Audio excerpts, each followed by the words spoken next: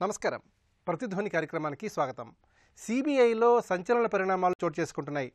CBI director Alok వర్మను ఆ పదవి నుంచి తప్పించిన ప్రధాని మోదీ నేతృత్వంలోని అత్యున్నత స్థాయి కమిటీ అగ్నిమాపక హోంగార్డు డీజీగా ఆయన్ని బదిలీ చేసింది. కానీ ఆ బాధ్యతను తిరస్కరించిన అలోక్ వర్మ రాజీనామా సమర్పించారు. సిబిఐ తాత్కాలిక డైరెక్టర్గా మళ్లీ నాగేశ్వరరావు నియమితులయ్యారు. అయితే సిబిఐ చరిత్రలో ఒక డైరెక్టర్ ఉద్వాసనకు గురి కావడం ఇదే తొలిసారి. సిబిఐ అంతర్గత విభేదాల నేపథ్యంలో గత అక్టోబర్లో అలోక్ వర్మను కేంద్ర ప్రభుత్వం నిర్బంధ సెలవుపై పంపిస్తూ ఉత్తర్వులు జారీ చేసింది. దీనిపై అలోక్ వర్మ సుప్రీంకోర్టుకు వెళ్లగా తిరిగి పదవీ పగ్గాలను అప్పగిస్తూ తీర్పు ఇచ్చింది. అయితే సిబిఐ డైరెక్టర్ పదవి అందుకున్న 2 రోజులకే అత్యున్నత స్థాయి కమిటీ ఆయనపై వేటు వేసింది. ఈ నేపథ్యంలో సిబిఐ డైరెక్టర్ ఉద్వాసన తదితర పరిణామాలపై ప్రతిధ్వని చర్చను చేపట్టింది. ఈ చర్చలో పాల్గొంటున్న ప్రముఖులు ఎం పద్మారెడ్డి గారు, forum for good governance secretary, S Veeraiah గారు, నవ తెలంగాణ పత్రికా సంపాదకులు, చలసాని నరేంద్ర గారు, సీనియర్ పాత్రికేయులు, రాజకీయ అంశాల విశ్లేషకులు.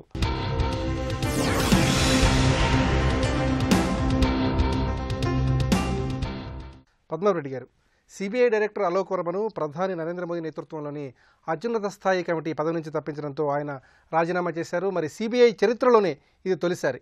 మరి ఇంతటి సంచలనానికి దారితీసిన పరిస్థితుల్ని ఏ విధంగా ఎలా సమీక్ష చేసుకోవాలి? 1963లో ఈ సెంట్రల్ బ్యూరో ఆఫ్ ఇన్వెస్టిగేషన్ అని చేయడం జరిగింది చట్ట ప్రకారంగా. దీనికి లిమిటెడ్ పవర్స్ ఉన్నాయి. అంటే కేవలము ఢిల్లీ అట్లాగే యూనియన్ టెరిటరీస్లో మాత్రమే ఎంక్వైరీ చేయాలి. తర్వాత కేంద్ర ప్రభుత్వ ఉద్యోగ సంస్థలు, రైల్వేస్ కావచ్చు, పోస్ట్ అండ్ టెలిగ్రాఫ్ కావచ్చు, ఇటువంటి వాటి మీద ఎంక్వైరీ చేస్తారు. రాష్ట్ర ప్రభుత్వాలు అడిగినప్పుడు, అంటే మాకు సిబిఐ ఎంక్వైరీ కావాలన్నప్పుడు, లేదా కోర్టులు చెప్పినప్పుడు ఈ కేసును సిబిఐకి అప్పగించండి అంటే వాళ్ళు వచ్చి ఎంక్వైరీ చేస్తారు.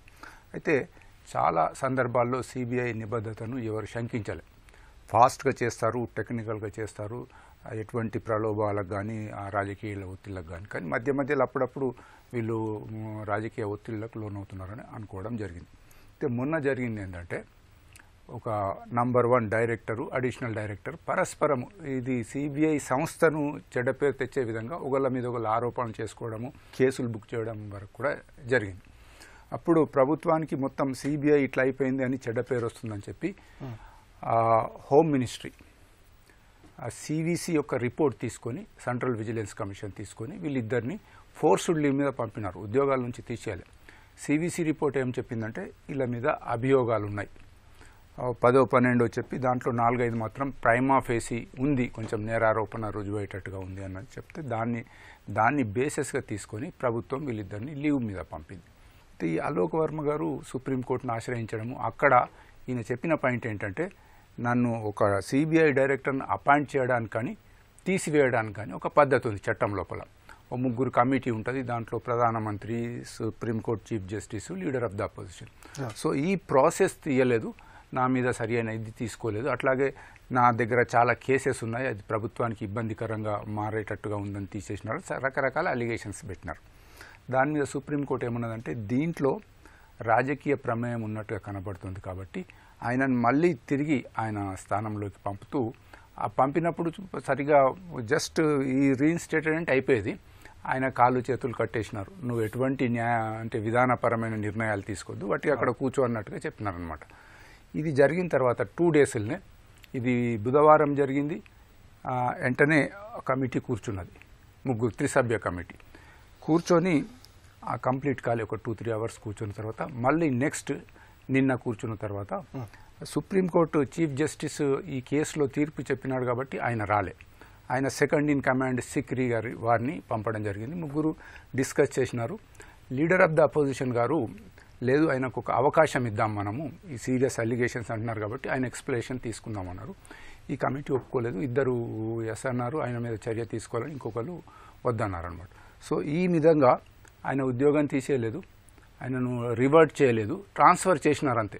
సిబిఐ డైరెక్టర్ నుంచి డీజీ ఫైర్ సర్వీసెస్ అనేది ఉంది, సమాన హోదా సమాన జీతం, అక్కడ ట్రాన్స్ఫర్ చేసినారు. వాళ్ళ మధ్యాహ్నం ఆయన రాజీనామా కూడా చేసినారు. ప్రజలకు ఏంటంటే ఒక అపారమైన నమ్మకం, సిబిఐ వాళ్ళు ఎంక్వైరీ చేస్తే రాజకీయ ఒత్తిళ్లకు లొంగకుండా చేస్తారని.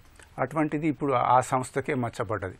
2-3 వ్యక్తుల ప్రమేయంతో చివరికి ఏమైపోయిందంటే, ప్రధానమంత్రి కూడా దీంట్లో ఈ కేసులలో ఆయన మీద ఏదో ఎఫ్ఐఆర్ ఇష్యూ అవుతుందో, లేకుంటే ఆయనను కూడా దోషిగా చేస్తారో అని తొందరగా చేసినారని, రఫేల్ కేసు, ఈ విధంగా రకరకాల ఊహాగానాలు రావడం వల్ల ఆ సిబిఐ వ్యవస్థ మీద ఈ ఒక ఇద్దరు ముగ్గురు యొక్క తప్పుడు పనులతోని ప్రజలకు నమ్మిక పోయింది. ఇది దేశానికి మంచిది కాదు, ఆ సంస్థకు కూడా చెడ్డ పేరు వస్తుంది. వీరయ్య గారు, నిరాధారమైన నిష్ప్రయోజనమైనటువంటి తప్పుడు ఆరోపణలతో తనను పదవి నుంచి తొలగించారని చెప్పి అలోక్ వర్మ ఆరోపిస్తున్నారు. మరి ఈ పరిస్థితుల్లో అలోక్ వర్మకు ఒక అవకాశం ఇచ్చి ఆయన వాదన కూడా తీసుకుంటే అనే విమర్శ కూడా వినిపిస్తోంది. మరి ఈ అంశాన్ని ఎట్లా చూడాలంటారు? సహజ న్యాయ సూత్రాలు ఉన్నాయి. ఒక వ్యక్తికి శిక్ష వేసే ముందు అభిప్రాయం తీసుకోవడం అనేటువంటి, తీసుకున్న తర్వాత నువ్వు ఏ నిర్ణయమైనా చేయొచ్చు, కానీ దానికి కూడా అవకాశం ఇవ్వలేదు. ఇంతకంటే అప్రజాస్వామికమైన నిర్ణయం ఇంకొకటి ఉండదని నేను అనుకుంటున్నాను. ఆ స్థాయి అధికారి రాజీనామా చేశాడు అంటే ఆత్మాభిమానం ఉన్నోడు ఇంకా కొనసాగలేడు, కొనసాగజాలడు. ఇక బతకడానికి తిండి లేదు, ఈ ఉద్యోగం చేస్తే తప్ప అనుకుంటే తప్ప రాజీనామా చేస్తారు తప్పకుండా. ఆయన మీద కొన్ని అలిగేషన్స్కి ఆధారాలు ఉన్నాయి, ప్రైమా ఫేసి ఉన్నది అంటున్నారు. ఉండుండొచ్చు, ఉండకపోయి ఉండొచ్చు. అవన్నీ విచారణ జరిపి తేల్చాల్సిన విషయాలు. కానీ కీలక విషయాల్లో మాత్రం కొన్ని స్పష్టం అవుతూ ఉన్నాయి. సిబిఐ మీద విశ్వాసం పోతున్నది వీళ్ళిద్దరి గొడవల వల్ల అనేటువంటిది ఇప్పుడు పెద్ద ఎత్తున దేశం అంతా చర్చ అవుతోంది. విశ్వాసం పోవాల్సింది సిబిఐ మీద కాదు, ప్రధాని మోడీ మీద అని నా అభిప్రాయం. ఎందుకంటే సుప్రీంకోర్టు స్పష్టంగా చెప్పింది రాజకీయ జోక్యం ఉన్నది, అలోక్ వర్మను బలవంతంగా లీవ్ మీద పంపడంలో రాజకీయ జోక్యం ఉన్నది. ఎవరు జోక్యం చేసుకున్నది? సాక్షాత్తు ప్రధానమంత్రి మోడీ కదా. ఎందుకు రాజకీయ జోక్యం చేసుకొని అప్రజాస్వామికంగా రాత్రికి రాత్రి ఆయన్ను బలవంతంగా పంపించాల్సి వచ్చింది? ఇది చాలు మోడీ పాత్రను అర్థం చేసుకోవడానికి. ఆస్థానాన్ని తీసుకొచ్చి ఈయనకు పోటీగా అడిషనల్ డైరెక్టర్గా పెట్టింది ఎవరు? స్పెషల్ డైరెక్టర్గా. ఆస్థానం మీద ఎన్ని ఆరోపణలు ఉన్నాయి మనందరికీ తెలిసింది, దేశమంతా తెలుసు. ఆయన మీద ఎన్ని ఆరోపణలు ఉన్నాయో దేశమంతా తెలుసు.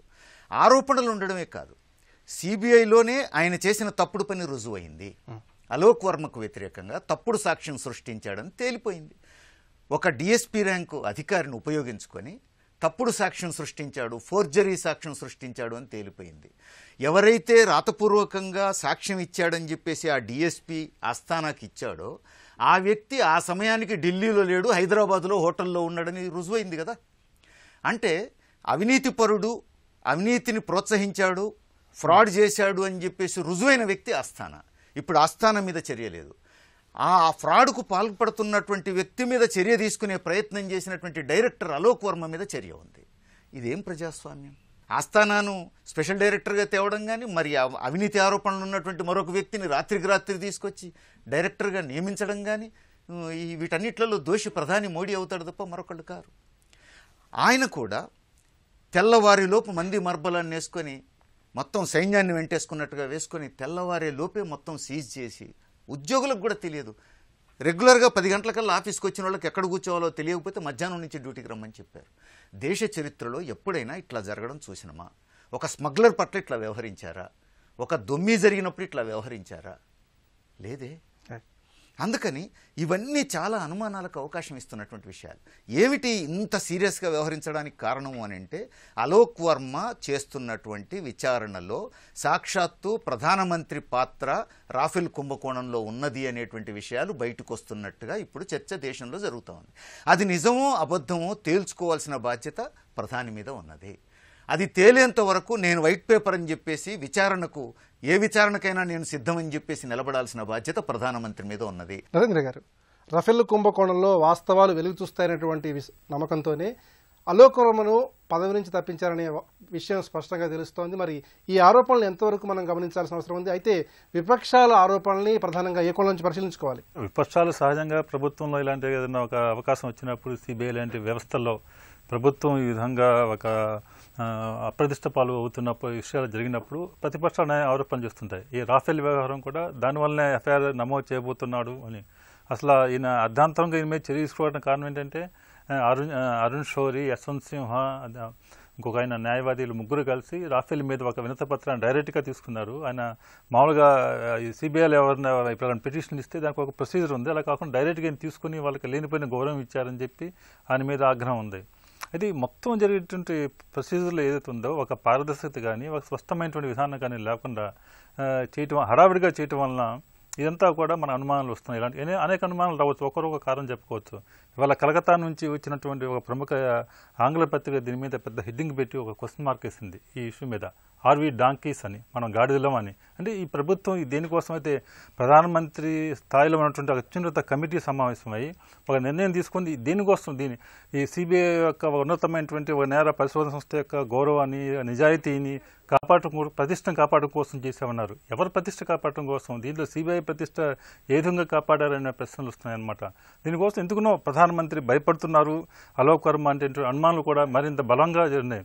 రాఫెల్ మీద ఇప్పటికే సుప్రీంకోర్టు తీర్పు ఇచ్చింది. దాని మీద ఇంకా సిబిఐలు ఇవాళ కొత్తగా చేసిన లేదు. ఇంకా సుప్రీంకోర్టు వ్యవహరించిన తీరు కూడా చాలా అనుమానాస్పదంగా, ఒక స్పష్టంగా లేదు. ఇటువంటి అవకాశాలు ఇచ్చింది. ఎందుకంటే నిన్నగాక మొన్న సుప్రీంకోర్టు తీర్పు ఇచ్చింది ఈయన మీద. ఈయన తిరిగి అది నిలబెడుతూ దాంట్లో ఆయన మీద సివిసి ఇచ్చినటువంటి నివేదికలు, ఆయన మీద చేసిన ఆరోపణలు ఏవి కూడా ఆయన బదిలీ చేయడం కోసం, సెలవు మీద పంపించడం కోసం తగినటువంటి ఆరోపణలు ఏం కావు. సుప్రీంకోర్టు ప్రధాన న్యాయమూర్తి ఉన్నటువంటి బెంచ్ చెప్పింది. మరి అదే సుప్రీంకోర్టు చెందిన రెండో ముఖ్య సీనియర్ న్యాయవాది నిన్న ప్రధానమంత్రితో కలిసి ప్రైమరీ ఫేసే ఉంది, ప్రాథమిక సాక్ష్యాధారాలు ఆయన మీద అవినీతి ఆరోపణలు, కాబట్టి ఆయన ఎమ్మటే పంపించాలన్నారు. దీన్ని ఎవరు నమ్మాలి? ఏం జరుగుతుంది అసలు అటువంటి అర్థం లేని ఒక పరిస్థితి ఉన్నాయి. అంటే అలోక్ వర్మ అనేవారు ఒక చాలా నిజాయితీకి, ఆయన జీవితంలో సర్వీసులు ఎక్కడ కూడా ఎవరు కూడా ఆయన మీద ఎటువంటి ఆరోపణలు ఎదుర్కొన్న వ్యక్తి కదా. అతను నిజాయితీతో సర్వీస్ మొత్తం పనిచేశారు. ప్రధానమంత్రి కావాలని ఇతన్ని, సిబిఐకి ఇలాంటి వ్యక్తి కావాలని చెప్పి ఇతన్ని తీసుకుని, ఇతని పనితీరు, ఢిల్లీ పోలీస్ కమిషనర్కి ఇతని పనితీరుతో ముచ్చటపడి కావాలని సిబిఐ డైరెక్ట్గా ప్రధానమంత్రి స్వయంగా నియమించుకున్న వ్యక్తి ఇతను. ఇతను ఎవరు ప్రతిపక్షాలు, కాంగ్రెస్ హయాంలోనూ నియామకం అయిన వ్యక్తి కూడా కదా ఈయన. అయితే గుజరాత్ కేట చెందినటువంటి రాకేష్ అస్థానా అధికారి అక్కడ స్పెషల్ డైరెక్టర్కి వచ్చి అతను మొత్తం పిఎంఓ ఆఫీస్ నుంచి ఏం చెప్తే అది అక్కడ ఆదేశాలు తీసుకుని పనిచేయడం ప్రారంభించారు. దానికి అనుమతి ఇవ్వడంతో ఫ్రిక్షన్ ఉంది. ఈ ఫ్రిక్షన్ కూడా అర్ధరాత్రి అక్టోబర్లో వచ్చిన ఫ్రిక్షన్ కాదు, దాదాపు సంవత్సరంగా జరుగుతుంది. అందరికీ తెలుసు అది.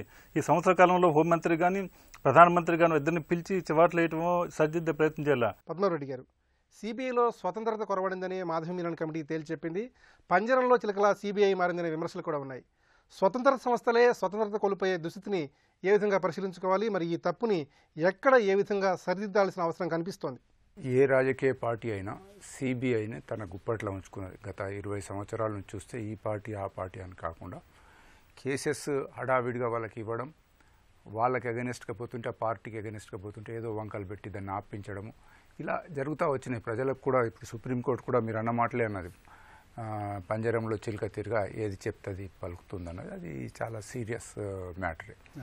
అయితే ఈ సంస్థకు ఈ దుర్గతి ఎందుకు పట్టింది? ఒక ఉన్నత స్థాయి కమిటీ సెలెక్ట్ చేస్తుంది. ప్రధానమంత్రి, supreme court chief justice, leader of the opposition. ఇక దేశంలో అంతకంటే పెద్ద అధికారులు లేరు.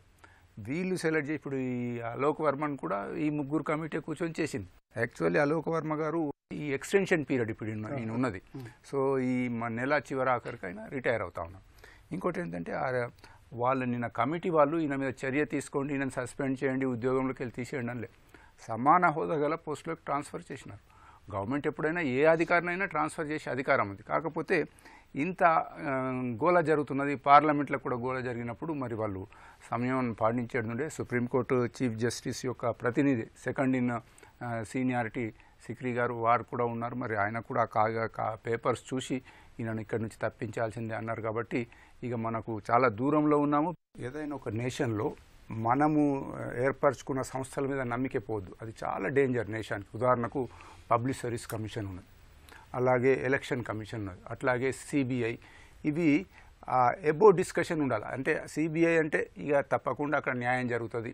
ఇప్పుడు ఎలక్షన్ కమిషన్ అంటే నిష్పాక్షికంగా ఎన్నికలు జరుగుతాయి. కానీ ఎట్లా మనం నేషన్ ముందుకు వెళ్తున్న కొద్దీ వీటి మీద కూడా అనుమానం వచ్చే పరిస్థితులు వస్తూ ఉన్నాయి. అంటే రాజకీయాలు ఇంత చెత్తగా తయారైపోయినాయి. అంటే రాజకీయాలతో ఇప్పుడు నిన్నటి దాంట్లో కూడా రాజకీయం ఉంది. ఇప్పుడు దాన్ని రాఫెల్ కుంభకోణం అని అదని చెప్పి తర్వాత ట్రాన్స్ఫర్ చేయడానికి విచారణ అడగాల్సిన అవసరం లేదు. ఉద్యోగంలో నేను గవర్నమెంట్ సర్వీస్లో ఉన్నాను చెప్తున్నాను. ఒక వ్యక్తిని ట్రాన్స్ఫర్ చేయాలనుకుంటే, అది కూడా ఒక ఉన్నత స్థాయి కమిటీ చేయాలనుకుంటే ఆయనను అడగాల్సిన పని లేదు. రైట్, నువ్వు అలా ఇక్కడున్నావు, రేపు అక్కడ ఉంటావు.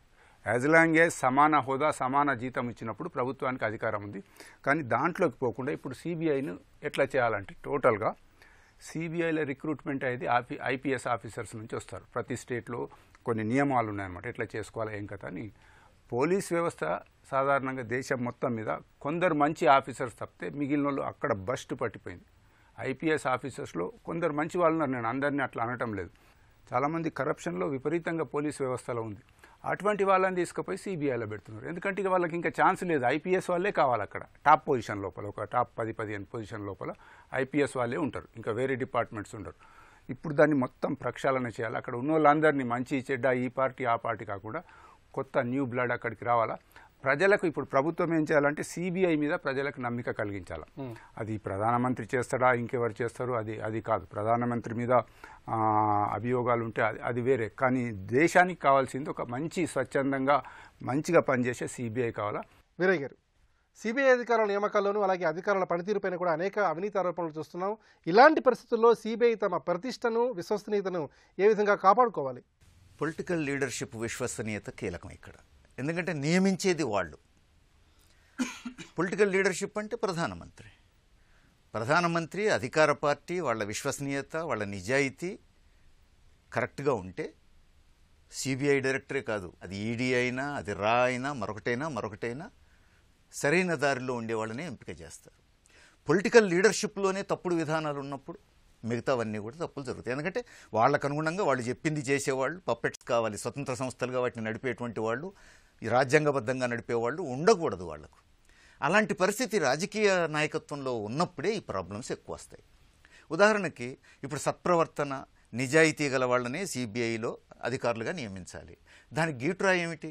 ఇప్పుడు ఆస్థానాను ఉన్నట్టుండి స్పెషల్ డైరెక్టర్గా తీసుకొచ్చి అలోక్ వర్మకు పోటీగా ఎందుకు పెట్టారు అని అంటే గుజరాత్లో మోడీని రక్షించాడు, అమిత్ షాను రక్షించాడు అనేక క్రిమినల్ కేసుల్లో.